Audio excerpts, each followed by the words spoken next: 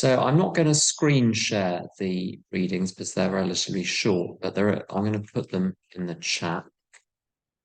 There we go. So as some of you may have realized, I volunteered myself to do a sequence on the concepts, and we're up to concept 9 now. And so concept 9, the Al-Anon one is very short, as are all the concepts were devised by AA, and then Al-Anon adopted them and pared them down again. So I'll do the AA one first.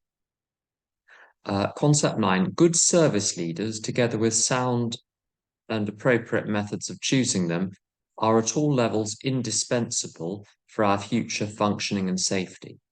The primary world service leadership, once exercised by the founders of AA, must necessarily be assumed by the trustees of the General Service Board of Alcoholics Anonymous. And Al-Anons version, which is slightly more digestible, is this. 9.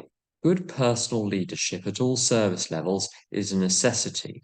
In the field of world service, the Board of Trustees assumes the primary leadership. Now, this is, I think, a difficult concept to talk about from an Al-Anon point of view for a very specific reason. I read all of the Al-Anon literature in preparation for this. I read all of the Al-Anon literature as well as the AA literature on Concept 9. And I couldn't make head or tail of the Al-Anon stuff. I have to admit that up front. I think there's a general observation that Al-Anon literature, AA literature is a lot of it is written by one person, Bill Wilson. So the Big Book, Bill Wilson, 12 and 12, Bill Wilson, as Bill sees it, Bill Wilson, concept essays, Bill Wilson, language of the heart, Bill Wilson. There we go. So, and even within that, there's some inconsistencies because he's changing over time. Al-Anon is written by a bazillion people. And then the stuff is collated by unknown editor or editors. Their names are so we don't know who's behind anything really. Some of the early stuff we know it's Lois. And ODAT has got a voice. There was I understand from Laurie in Texas that ODAT was written by a woman that trekked around Al-Anon throughout America and wrote down her observations when she got home. I think she waited until she got home so she wouldn't be vilified in the meeting she was attending. So it's marvelous because ODAT is full of wonderful observations, but also it's very clear that she got the hump in various places, and the reading comes out of getting the hump at various practices and procedures and things she heard in meetings. So she gets out of the blast range and then detonates. Now, with the concept stuff, the material we've got on Concept 9, we've got paths to recovery, we've got reaching for personal freedom. That's kind of it. And as is common with the Al-Anon literature, on any particular topic, if you're familiar with paths to recovery or reaching for personal freedom, some of the readings are very clearly closely related to the step traditional concept in question. Other questions you like, how did you get that question out of this step or traditional? So there's loads of stuff, for instance, in reaching for personal freedom on concept 9, which is about trust, and concept 9's got nothing to do with trust. It's very, very remote. So what I'm going to do, I think this is well to understand what the concepts are about in general, and hopefully I'll say a couple of things about how I can apply concept 9 myself. So to go back to concept 9, its basic purpose is this. To put it in the context of the rest of the concepts. Al-Anon needs stuff doing. It needs a central telephone office. It has centralized public relations. It organizes the website. It organizes the app. It organizes listings. It organizes literature.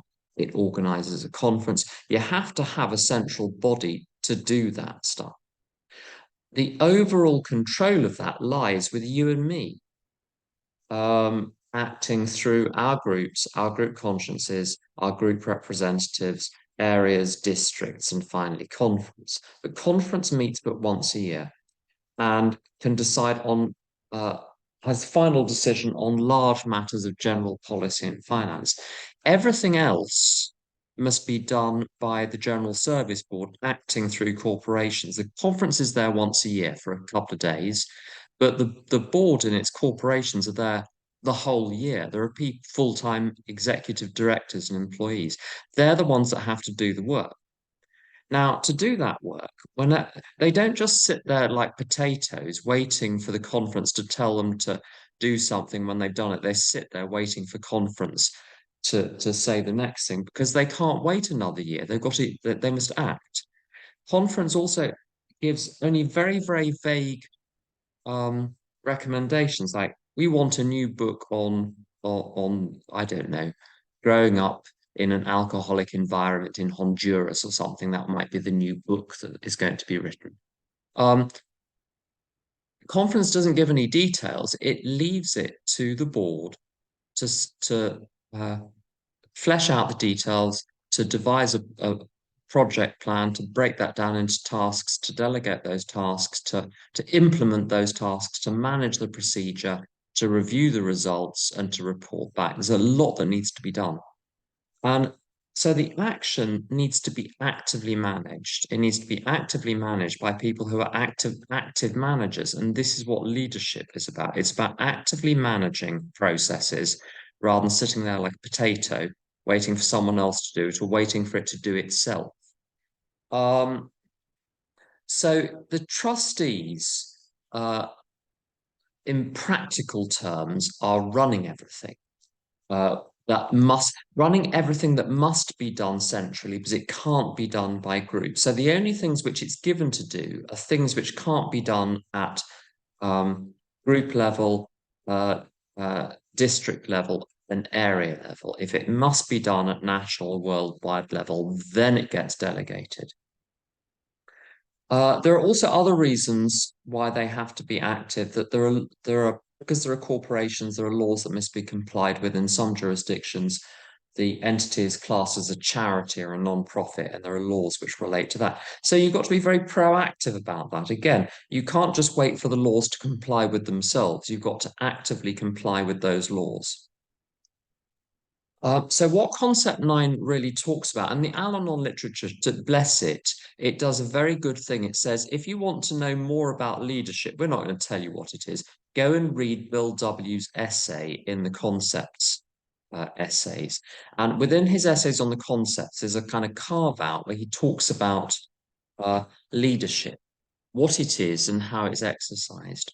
And so I've heard people say, oh, you know, in recovery, there are no leaders. Oh, no, there are, but they serve the whole. So it's not like a leader in an ordinary sense where leaders just tell you what to do. They might tell the people they delegate work to what to do, and they certainly do. Board members tell people what to do. It's their job to do that. But very importantly, the people discharging these duties, they need to be very, very good at what they're doing, or the whole thing is a catastrophe. One of the problems I've seen in service generally is people have this. There is a democratic ideal in Concept 12, but this is taken to the absurd extreme sometimes of everybody ought to be given a chance to do every single job in recovery, regardless of whether or not they're capable of doing it or emotionally or psychologically fit for it. And um, this is going to be naughty. Um, uh, in Al-Anon, and a lot of Al-Anon meetings I've been to, at the beginning, the little jobs to do during the meeting are divided up. So Sally's going to read the first third of the traditions, and Bobby's going to read the second third of the traditions, and everything is divided. Everyone's got their little job. And the phrase that people use is when they've done their little job, they've read their traditions, they say, thank you for letting me serve. Thank you. Now, it's very curious because it presupposes that the reason the job is being done is as a favor for the individual, for their personal edification or getting out of their head or something. And it's not. The purpose of the service is to serve the group. It's not to serve the individual. So that what the group is not permitting the person to do service, they're asking the person to do service because they need it done. And then the job becomes very different. It means that the person doing service is held to the standard required as dictated by the needs of the group. So it's okay for groups to assess how the service is being done and provide correction because it needs to be done well for the benefit, for common welfare.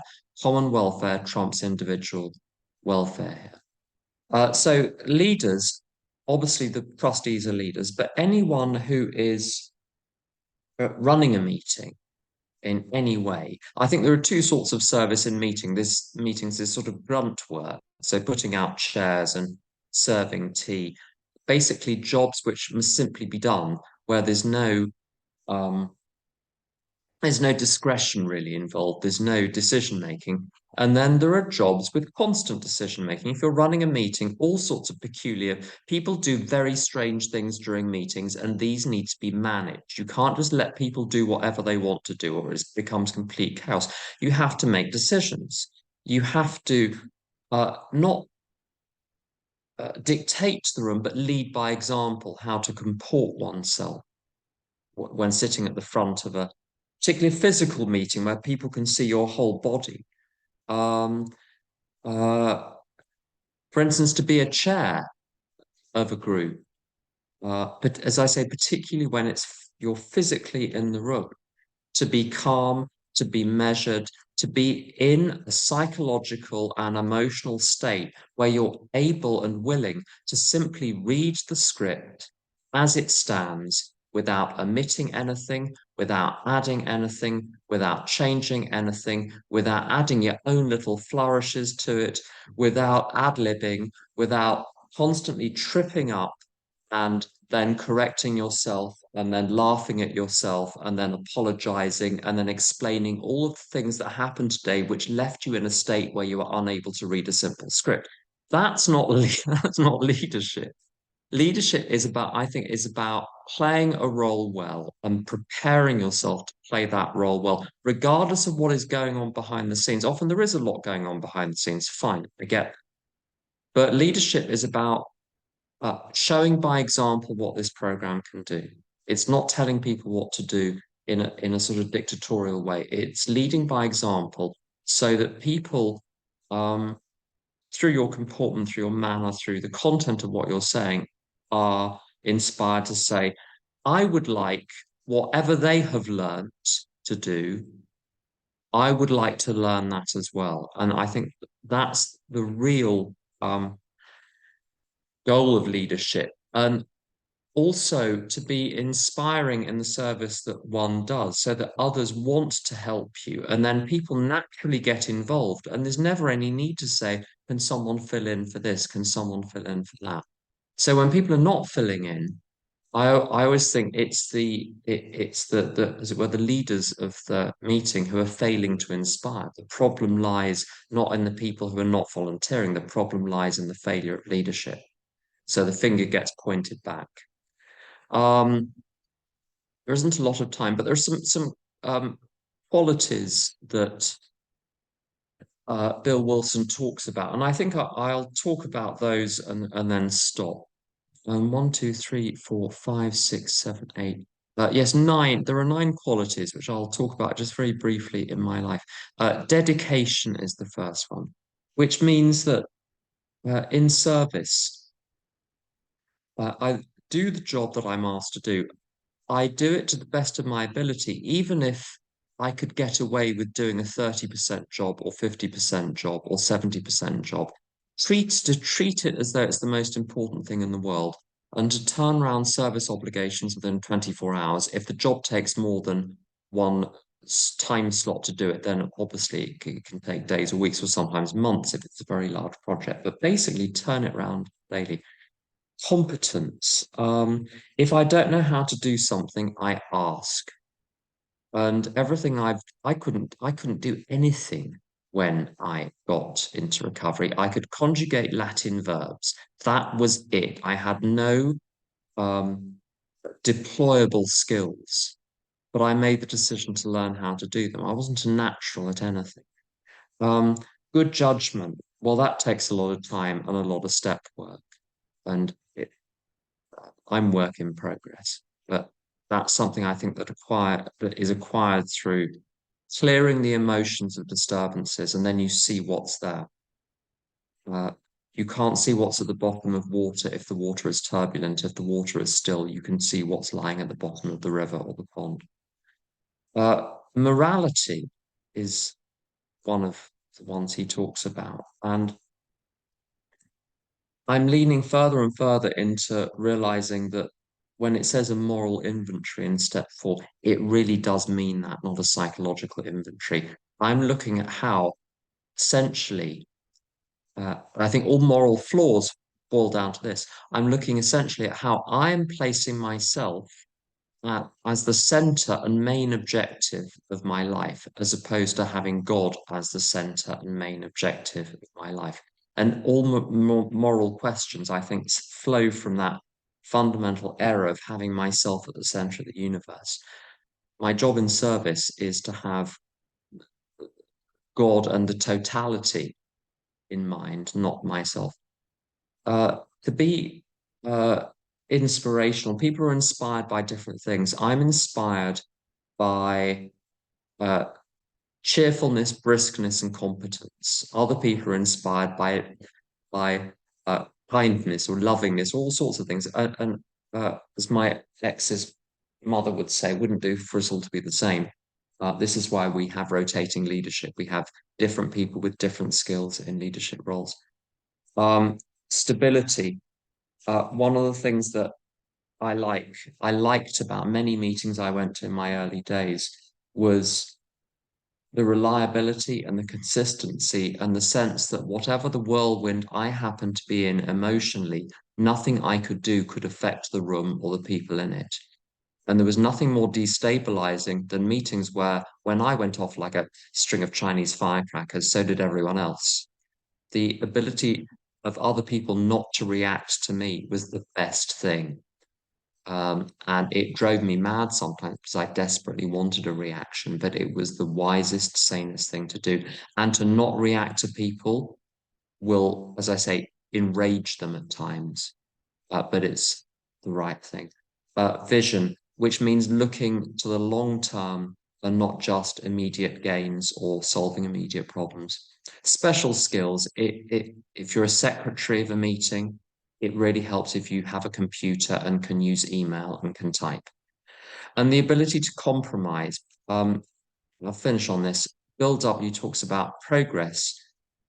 He says this: progress is nearly always characterized by a series of improving compromises. Progress is nearly always characterized by a series of improving compromises.